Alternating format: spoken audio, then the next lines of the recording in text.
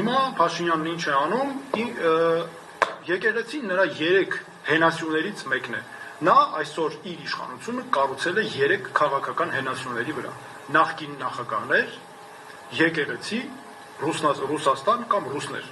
Ինչպես արդեն ասացի, Ռուսաստանից սարսափելի վախենում է, բայց հանձնարարում է տարբեր եղանակներով, ի վերջո մեկը ակնհայտ երևում է։ Ինչքան էլ իր թիմը ինքը փորձի կոծկել, թիմը աշխատի։ Եկեղեցին ինչ է անում, ներսից քանդում է եկեղեցին, ամբողջությամբ նեգատիվով լցրել է մեր հանրային դաշտը։ Ինձ համար այստեղ մեկ բան հստակ կասեմ։ Մենք պետք է ունենանք այնպիսի պետություն, որտեղ եկեղեցին կարիք չունի եկեղեցականները քաղաքականության մեջ մտնելու կամ հավակնելու երկրի ղեկավարի պաշտոնների։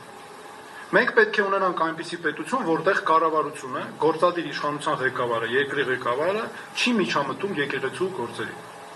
եւ իր հստակ իրավասությունների սահմանները պահպանում։